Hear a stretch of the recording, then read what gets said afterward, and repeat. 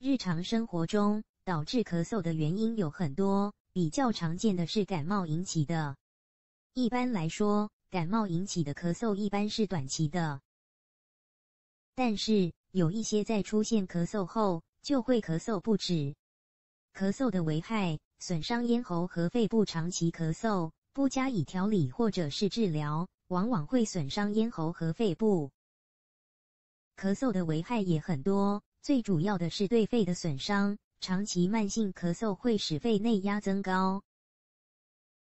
在有肺部疾病时，如慢性支气管炎症、肺结核病，剧烈咳嗽可使肺泡壁弹性减弱，最终导致肺泡破裂，形成肺大泡，形成恶性循环。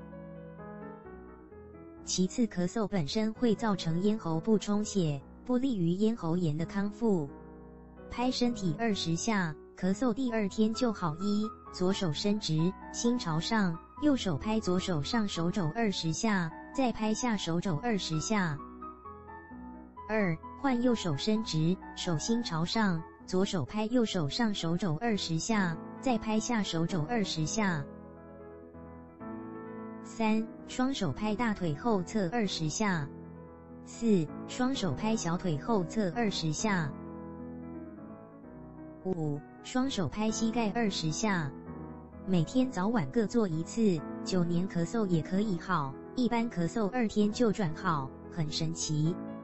上肘是手臂弯处、尺泽、曲泽、少海位置，下肘是列缺、经渠、大陵、内关、神门、陵道位置。大腿、小腿后侧就不用说了吧。以下是网友们的效果反馈。这2天感冒严重，咳嗽嗓子干疼痰多，翻出社区帖子找方法，又看了钟离老师在天津讲课的视频等等，试了这个拍功，再加上按揉经渠、孔最及敲打肺经，当天咳嗽减轻。今天早上起来只是轻微的咳嗽积下，痰也不多，嗓子舒服多了，很神奇啊！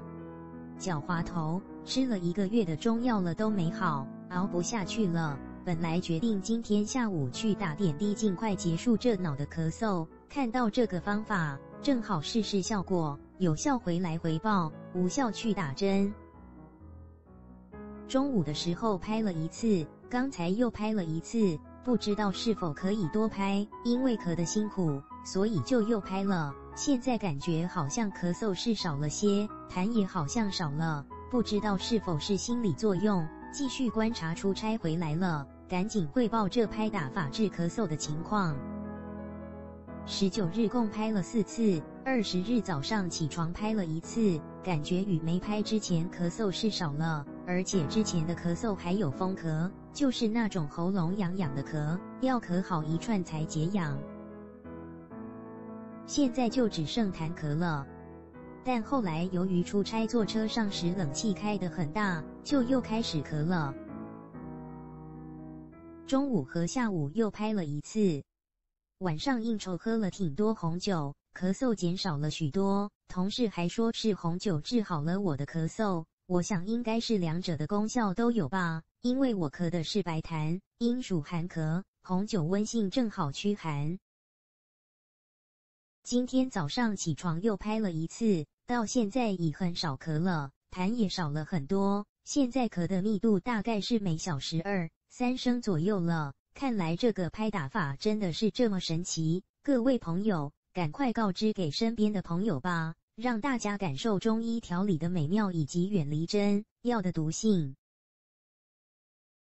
现在已不咳了，就还有些许痰。昨天在宜穴至圣那里看到有一帖子说，按丰隆穴可止痰。然后试了一下，发现左腿的丰隆穴按痛，就在2侧丰隆穴分别拔罐，果然左侧的出了带紫色的沙。今天左侧的丰隆穴还很痛，还要多按压才行。现在感觉痰真的少了很多了，特别是早上起床，咽喉感觉很干爽，没什么异物了。前几天把这个方法告诉了在外地的姐姐，因为姐姐晚上睡觉老咳嗽。